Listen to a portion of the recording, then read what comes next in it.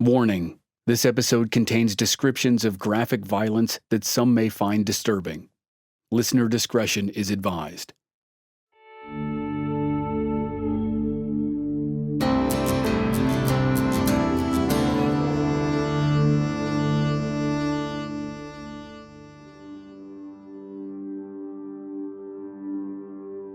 In the early dawn hours of June 2nd, 1823, along the banks of the Missouri River, a fierce battle raged.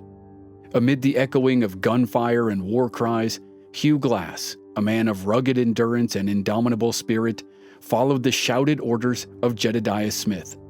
He followed Jim Bridger and other members of Ashley's 100 as they ran toward the safety of their boats on the Missouri. Even before he joined the Ashley Henry Fur Company, Glass's life was marked by adventure and adversity. Rumors of his early life spread through the other men in Ashley's 100.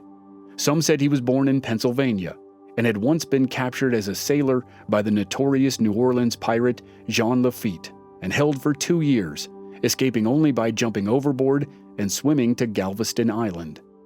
Others whispered that he and a partner had been taken prisoner by the Pawnee while hunting buffalo, and that he had witnessed the Pawnee burn his hunting partner at the stake. No one, then or now, seemed to be able to separate the legend from the truth. But by the time he joined William Ashley and Andrew Henry's expedition, he had already built a reputation for resilience and toughness. Like Jedediah Smith, Glass had signed on with the Ashley Henry Fur Company, lured by the promise of fortune and the call of the wild. Now, here he was, fighting for his life and the lives of his comrades, his past adventures a prelude to the trials that lay ahead. As they escaped downriver, exhausted and battered, the mountain men regrouped, buried their dead, and mourned their losses. After the attack, William Ashley and some of his trappers teamed up with the U.S. Army and Lakota warriors to try to take the fight to the Arikara. The campaign resulted in a few skirmishes and would be called the Arikara War of 1823.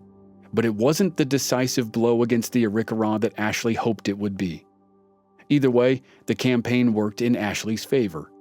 The other fur companies had been scared away from the prime trapping grounds by the increasing Arikara attacks, and now those grounds were wide open for the Ashley Henry Fur Company. William Ashley and Andrew Henry divided their trappers into 2 groups to maximize the ground they could cover. Jedediah Smith led one group west through the southern portion of the modern-day state of South Dakota on a path toward Wyoming. Andrew Henry led the other group up the Missouri River and then west through the northern part of South Dakota toward Montana. Shortly after they turned west and moved along the Grand River, Hugh Glass began a fight for survival that would make his name echo through history.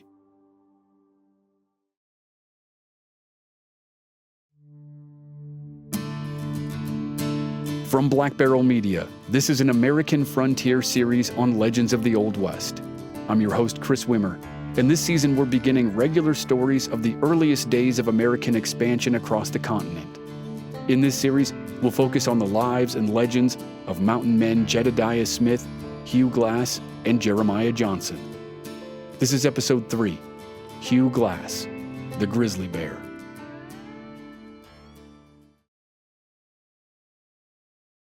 It was the second half of August 1823, and the heat was sweltering. Weeks earlier, while Jedediah Smith's group had set out south from Fort Kiowa in what is now South Dakota, Major Andrew Henry had taken his men north. As they followed the Grand River to the west, Henry selected 2 of his men as scouts and sent them ahead to watch for hostile Native Americans and to hunt for game to feed the party. Hugh Glass was insulted. At 39, he was one of the oldest men in the group, and as far as he was concerned, no man in the company was a better tracker, hunter, or scout. But Andrew Henry had not selected Glass as one of the scouts. Hugh Glass ignored the order, took up his rifle, and set out with the scouts anyway. The Missouri River basin was teeming with danger and opportunity, and Glass, a seasoned frontierman, knew the risks all too well. Making their way through the dense underbrush, Glass and the other scouts kept their senses sharp, as lurking threats could emerge at any moment. They had faced the Arikara attack 2 months earlier, a brutal assault that had left a ball lodged in Glass's thigh and a dozen of their comrades dead. The memory of that bloody encounter was still fresh in their minds, a grim reminder of the constant peril that shadowed their every step. Separated from the main group, the scouts maintained a steady pace, covering ground quickly but cautiously. They were deep in the wilderness and far from the safety of their camp when they stumbled upon a promising patch of land. It looked like a good spot to hunt for food. The forest was thick, and the only sounds were the rustling leaves and the distant calls of the birds. Hugh Glass moved quietly. His experienced eyes scanned the terrain for signs of game. Then, behind him, the silence was shattered by the ominous crack of branches. Hugh Glass turned slowly and found himself face to face with a massive 700-pound grizzly bear. Unbeknownst to him, the mother grizzly had 2 cubs who were cowering in the underbrush near the river. She thought Hugh Glass was a threat, and she was determined to end that threat. Before he could react, the bear charged. Glass swiveled the barrel of his rifle toward the charging bear and pulled the trigger, but the shot only grazed the enraged animal. The bear was on him in an instant. She knocked him to the ground with a powerful swipe of her paw. Glass fought desperately to pull himself from the grizzly's grasp, but her ferocity and her size were overwhelming. The grizzly's claws tore into his skin, ripping through muscle and breaking bones with ease. Her powerful jaws clamped down on his head, tearing his scalp and nearly blinding him. The other 2 scouts heard the shot and Glass's screams, and they raced toward the commotion. When they arrived, they saw a terrible sight. The bear was on top of Hugh Glass and continued to slash and bite. The scouts leveled their rifles, took aim, and fired, and after multiple shots, the bear fell dead. As the grizzly's body slumped to the ground, the scouts rushed to Glass's side. The sight that greeted them was ghastly. Glass was barely recognizable. His body was a mangled wreck of torn skin and shattered bones. His breathing was shallow. His eyes were open, but they were glazed with shock and pain. As the scouts waited for the rest of the party to reach them, the extent of Glass's injuries became apparent. The wounds were catastrophic. Glass's back was shredded. Deep gashes exposed muscle and bone. His left leg was broken and twisted unnaturally beneath him. His scalp was torn open and hanging in bloody tatters. One eye was swollen shut. Blood flowed down his face from multiple lacerations. His right arm was nearly severed. It hung by tendons and skin, and his chest was a mass of sliced skin and broken ribs. The bear's claws had ripped through his abdomen, leaving his intestines partially exposed. His throat had been slashed, his lungs had been damaged, and every breath he took was labored and wet with sick gurgling sounds. Expedition leader Andrew Henry arrived shortly afterward. He assessed the situation quickly, knowing that the hostile territory and the urgency of their mission left them with little choice. Waiting meant ceding the best beaver land to other trappers. They couldn't afford to slow down, nor did they have the means to carry Hugh Glass over the rough terrain in his critical condition. Andrew Henry made the tough decision to leave Glass behind. Henry called for volunteers, offering a reward to anyone who was willing to stay with Glass until he succumbed to his injuries and could be given a proper burial. The camp fell silent, punctuated only by the rasping sounds of Glass's breathing. For a few tense moments, the men exchanged uneasy glances. Then 2 men stepped forward: John Fitzgerald, a seasoned trapper with a hardened demeanor, and Jim Bridger, who was all of 20 years old. Henry provided Fitzgerald and Bridger with supplies and instructions, emphasizing the importance of their task. They built a rough shelter over Glass to give him as much comfort as they could under the circumstances. Andrew Henry and the rest of the group set out to resume their journey, leaving the dying Glass in the care of the 2 volunteers. Hugh Glass, a man known by all of his companions for his resilience and strength, was now at the mercy of fate in the unforgiving wilderness.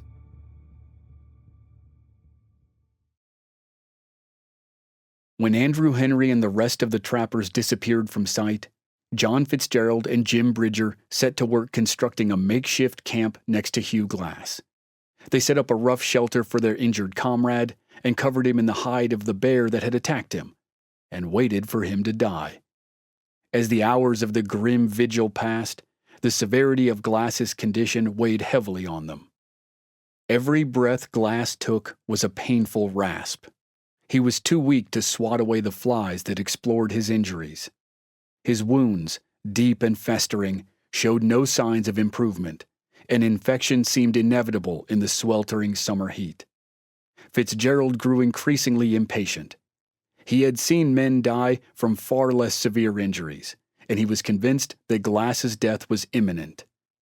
The sound of Glass's breathing, escaping through a gash in his throat, resembled a, quote, death rattle to Fitzgerald's ears. Whether it was a genuine misinterpretation or a convenient excuse, Fitzgerald used it to justify his growing desire to abandon Hugh Glass. Jim Bridger, only 20 years old and far less experienced, was uncertain. He wanted to impress the older men and prove he was reliable, which was why he volunteered. But he also seemed to have had a strong sense of duty, or at least an honest belief that Glass would pull through. In the early stages, Bridger was steadfast. He didn't want to leave Hugh Glass. But as the hours ticked by, Fitzgerald's words, combined with the reality of their situation, began to erode Bridger's resolve. Both men knew that the danger of an attack, either by another Grizzly or Native Americans, was very real. They were less than 100 miles from the site of the Arikara attack 2 months earlier. Fear mingled with exhaustion and the dread of watching a man die. The longer they waited, the more Fitzgerald's pragmatic cruelty seemed to make sense. The next morning, Fitzgerald made the final decision.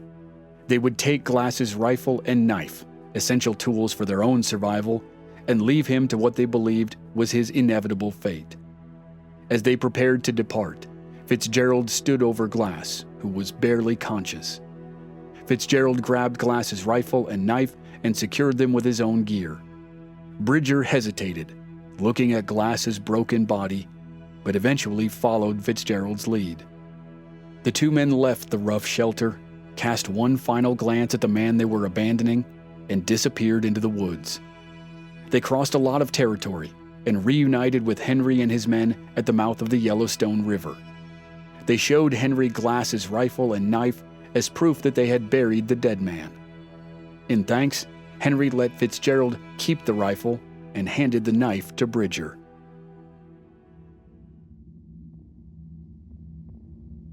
At the crude camp along the Grand River, hours turned to days as Hugh Glass lay alone, fighting against the overwhelming urge to slip into unconsciousness. Each wound on his body throbbed. His head ached from the bear's bite, and his vision blurred. Every breath sent searing pain through his chest, and his throat felt like it was on fire. But Hugh Glass was not a man easily defeated. Somewhere deep within him, a fierce determination took root. He knew that if he succumbed to despair, he would die alone in the trees. And he knew that the man who abandoned him would live out the rest of their lives feeling fully justified in their decision to leave him behind. That thought fueled his resolve to survive, no matter how insurmountable the odds seemed. Struggling against unimaginable pain, Glass began to drag himself across the ground. Each movement was an agony. He reached for his rifle and then for his knife. Both were gone. He reached for his water pouch and found it empty. The other men hadn't thought he would need it. Desperately thirsty, he crawled toward the sound of a nearby spring. The water, though muddy and warm, may have been the best drink of Hugh Glass's life. He drank deeply, feeling a slight renewal of strength. His mind raced with thoughts of survival. He needed food and a way to treat his wounds, or at least to keep them from getting worse. Using what little strength he had, Glass scavenged the bank of the creek for berries and wild cherries. He found maggots in a decaying log and knowing they could keep his wounds clean, he placed them on the worst of his injuries. Each day that passed was a battle against pain and exhaustion, but Glass persevered. He fashioned crude bandages from his torn clothing and used the bear skin as a coat to protect him from the elements. He knew he had to move to find help, or he would die in his camp. The nights were the hardest. The cold seeped into his bones, and the darkness amplified his fear and loneliness. But every morning when the sun rose, Glass renewed his vow to survive. He decided to try to make it to Fort Kiowa. It was the nearest outpost, but it was still more than 200 miles away. The journey would be long and excruciating, but it was his only chance, though there would be no chance to make it if he couldn't do something about his broken leg. To brace his leg, a whole new agony awaited. Summoning every ounce of strength and willpower, Glass prepared himself for the task ahead. He gathered 2 sturdy branches, roughly the same length, to use as splints. He tore strips from his shirt, now a bloodied and tattered rag, to bind his leg. Taking a deep breath, Glass gritted his teeth and pulled his leg straight, aligning the bones as best he could. The pain was otherworldly, a white-hot blaze that threatened to overwhelm him. He screamed, and there was no one around to hear him. He pulled the strips of cloth tight and secured the branches to his leg. The makeshift splint would have to do. Next, Glass turned his attention to his other injuries. His back, chest, and abdomen were torn with deep gashes from the bear's claws. He used the bear hide to cover his wounds and protect them from dirt and insects as best he could. The hide also provided some protection from the summer sun during the day and a little warmth during the cold nights. And that was the best he could do. He just had to let the injuries heal on their own and hope they did. The days that followed were a blur of pain and determination. Glass knew he couldn't survive on berries and roots. He needed substantial food. Moving was a slow, torturous process, but he oriented himself toward Thunder Butte on the horizon and started crawling and dragging himself through the underbrush. His broken leg throbbed with every movement and sparked with pain every time it hit a rock or a branch. His progress was bitterly slow, but he pressed on. Near the bank of the Grand River, a pack of wolves had brought down a buffalo calf. The predators paid no attention to the broken figure of Hugh Glass as he crawled toward them. His movements were deliberate, every inch gained with immense effort. Mercifully, 2 things he still had with him were his razor and flint for creating fire. Glass used the tools to strike fire to the dry grass. Flames flickered to life and crackled through the underbrush. The wolves, snarling and reluctant, retreated from the sudden blaze. Glass was able to pull chunks of meat from the buffalo carcass and sear them over the open flames. The meat was tough and gamey, but to Glass it was a feast. He gorged himself and then turned the spot into a crude campsite. He stripped some of the hide from the animal and used it to construct a rough shelter. He stayed there for days, using the meat from the buffalo to renew his strength a little at a time. Eventually, it was time to leave. He had to keep moving. Glass pushed forward on his journey and resumed foraging for berries and roots to sustain himself. Progress was slow, but he was now up on his feet at least some of the time, limping along with his broken leg dragging behind him. No one knows for sure what happened next. Some believe Glass crawled, limped, and dragged himself the rest of the way to Fort Kiowa. Others say that he fell in with a group of trappers from the French Fur Company, who aided him in returning to civilization. The third version says he found help from an unlikely source. In that version, which is loosely adapted and combined with the discovery of the buffalo and the wolves in the movie The Revenant, Glass met Native American travelers. One quiet evening, as he lay beneath a makeshift shelter, Glass could make out the distant sound of horses' hooves. It was the first sign of other people he had encountered since Fitzgerald and Bridger had left him to die. He crawled out of his shelter and called out in a voice that was weak but determined. He hoped they were trappers and prayed they weren't the Arikara. To his immense relief, a band of Lakota warriors emerged from the trees. They were the traditional enemies of the Arikara and had established a trading relationship with the Ashley Henry Fur Company. They approached the injured man cautiously, but with curiosity. Glass conveyed his desperate situation using a combination of hand gestures and the few Lakota words he knew. The Lakota, recognizing his dire condition, decided to help. They lifted him gently onto one of their horses and took him to their camp. There, they treated his wounds with traditional herbal remedies and cleaned and bandaged them with care. They provided him with food and water and nursed him far greater than he could by himself. For several days, Glass stayed with the Lakota, his body slowly beginning to heal under their care. They gave him a blanket and some basic supplies, including dried pemmican and a small pouch of medicinal herbs. The Lakota were wary of white men encroaching on native land, but they respected Glass's resilience and determination. When it was time for Glass to continue his journey, they pointed him in the direction of Fort Kiowa and wished him well. Glass set out once more, his resolve stronger than ever. Each step was still a struggle, but for the first time since the Grizzly rushed toward him, it seemed like Hugh Glass would survive. He continued his journey, though no one knows if the Lakota provided him with a horse or a canoe to complete the last leg of his trek. What we do know is that on October 11th, 1823, 6 weeks and 200 miles later, Hugh Glass staggered into Fort Kiowa. Fort Kiowa was a vital hub for fur traders navigating the Missouri River. Originally established by a prominent trader, the fort was strategically located to facilitate trade with various Native American tribes, including the Mandan and the Arikara. The landscape of the Missouri River had changed dramatically since Hugh Glass and Jedediah Smith had fought the Arikara on the beach. The previously hostile Arikara had formed a precarious peace with the Mandan, a powerful tribe with significant influence in the region. The alliance shifted the dynamics of trade and conflict in the area, creating both opportunities and perils for traders like Glass and his companions. At Fort Kiowa, Glass joined a French trapper and his small crew on a boat heading up the Missouri River.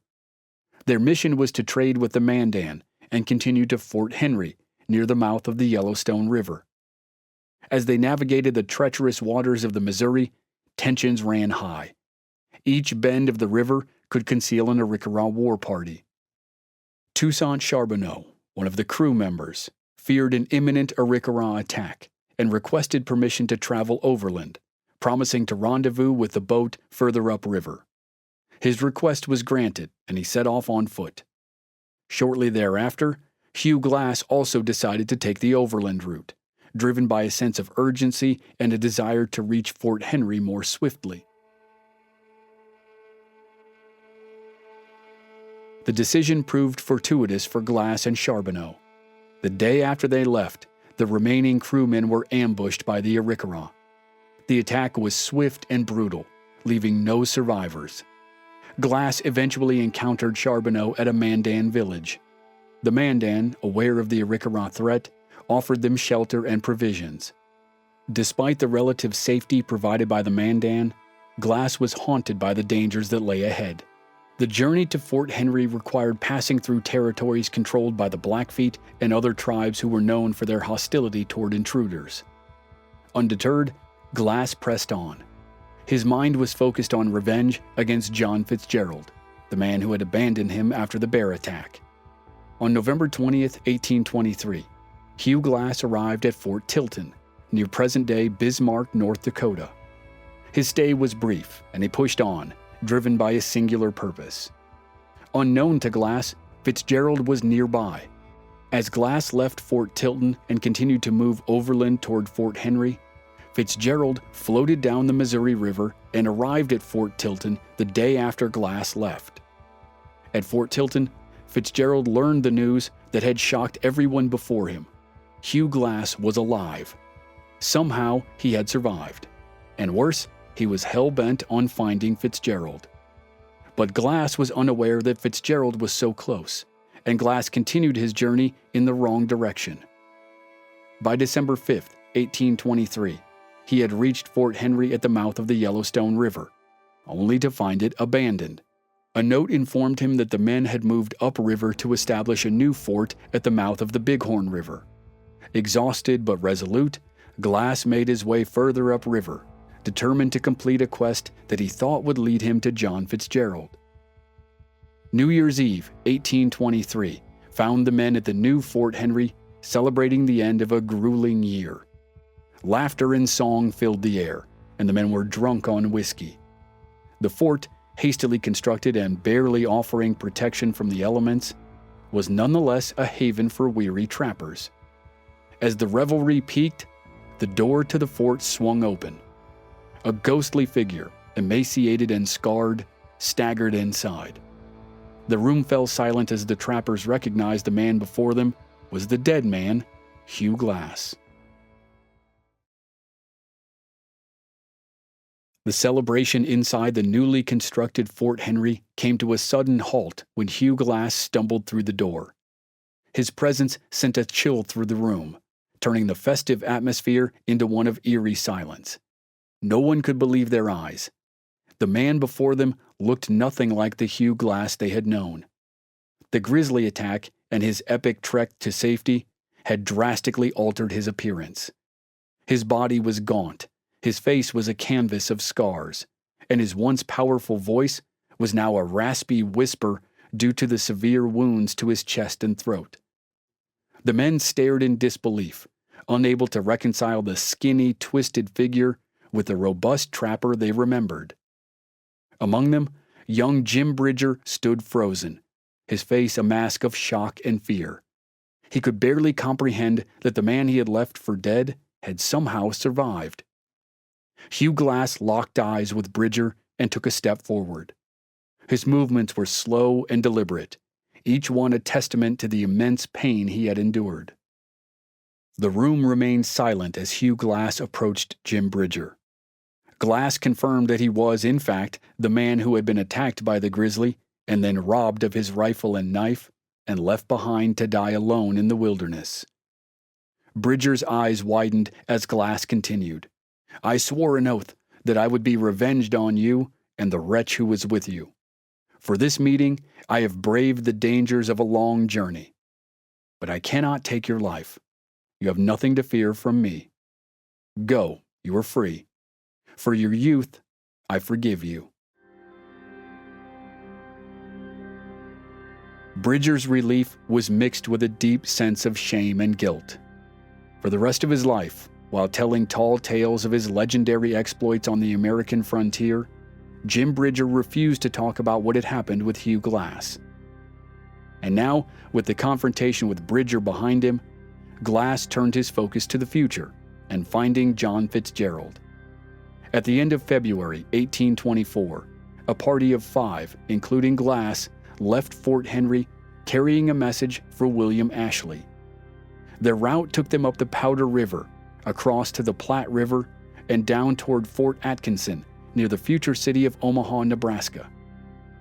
The journey began with a mix of hope and trepidation. As they traveled up the Powder, the harsh winter landscape tested their endurance.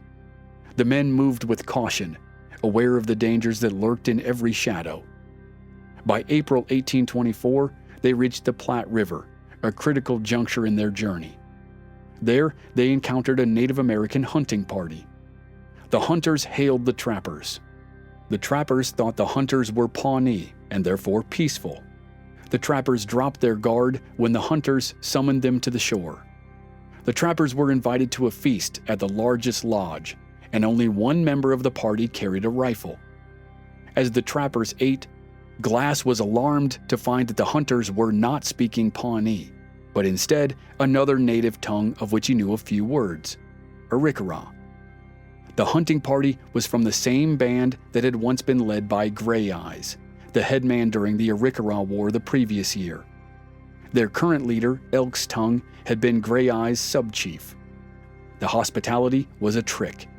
The hunters intended to kill the trappers to avenge their chief's death. Gesturing and smiling as if he were complimenting the meal, Glass quickly told the other trappers about their situation. At once, the 5 mountain men leapt up and ran for their boat. Their rifles and ammo were gone, stolen by the hunters. 24 Arikara splashed into the waist-deep water in hot pursuit. On the opposite shore, the trappers split up. The Arikara killed 3 of the trappers, but Hugh Glass escaped. He scrambled up into some rocks and hid.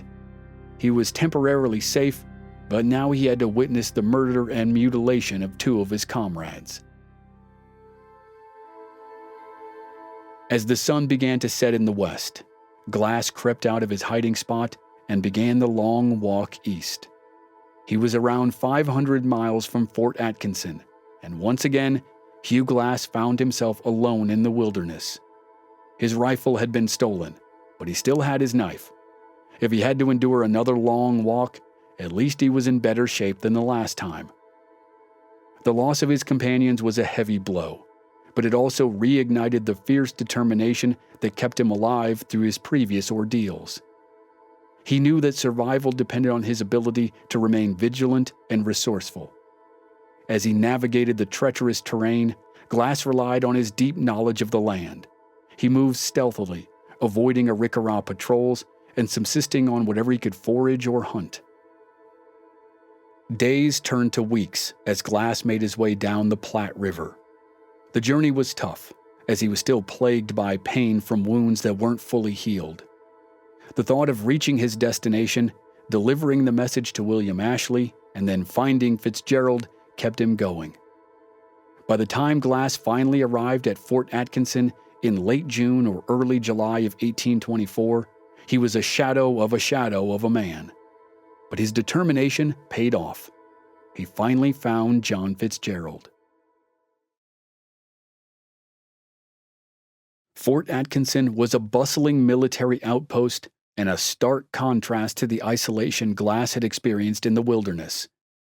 Soldiers went about their duties, and the fort's robust defenses were a reminder of the constant threat posed by the surrounding frontier. Glass's arrival caused a stir. His haggard appearance and the tales of his survival had preceded him. Most of the men who saw him knew exactly who he had come to see. But by the summer of 1824, there was a twist to the story.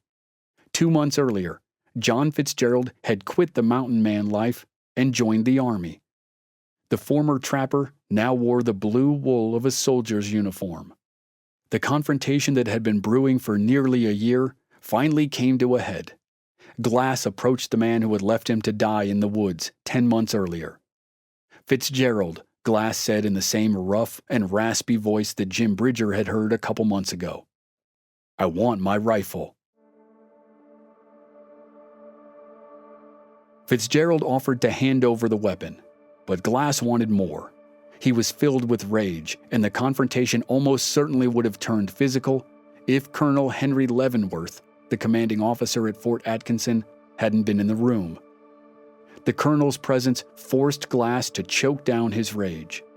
If Glass killed a soldier, he knew he would hang, even if the soldier was a no-account like Fitzgerald. Glass warned Fitzgerald that if Fitzgerald ever deserted the army like he had deserted Glass, Glass would hunt him down and kill him. Then Glass told Fitzgerald to go. The trapper-turned-soldier would have to answer to his own conscience and his own God. Glass said he had suffered enough from Fitzgerald's cruelty, and he was turning the page on that chapter of his life. The weight of Glass's words hung in the air. Fitzgerald knew that it was not an idle threat. The intensity in Glass's eyes spoke volumes.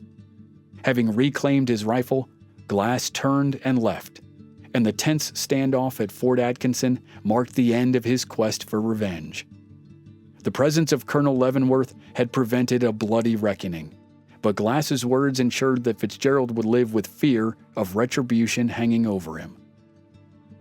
Like many of the mountain men, Hugh Glass became a legend in his own time. His story of survival and resilience echoed through the remaining years of the mountain man era, and then it proved it would never fade. It inspired epic poems, songs, biographies, novels, TV episodes, and 2 movies. The real events of Hugh Glass's life differed significantly from the dramatized version in the movie The Revenant, but the quest for revenge and the incredible struggle for survival probably have the right tone of the real man. In the movie, Glass gets the revenge he wanted so badly in real life. After all, it makes for a better story and a better ending. In reality, Hugh Glass was constrained by the presence of military authority, and he was forced to choose harsh words and a warning over violence. In popular media, that's where the story of Hugh Glass usually ends. But again, the reality was different. There were more chapters of Glass's life after his confrontation with John Fitzgerald, and his story wasn't nearly done. Next time on Legends of the Old West, Hugh Glass moves on with his life as an explorer and trapper. He heads out on the Santa Fe Trail and spends time in Taos, New Mexico. He attends the rendezvous at Bear Lake with his fellow trappers, and he has one last deadly encounter with the Arikara. That's next week in the second half of the Hugh Glass story here on Legends of the Old West.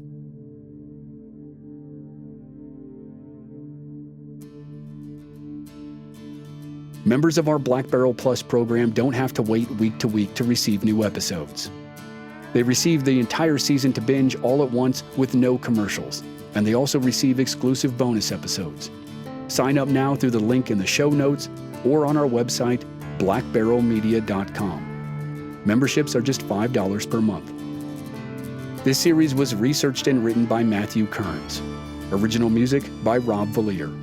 I'm your host and producer, Chris Wimmer. Thanks for listening.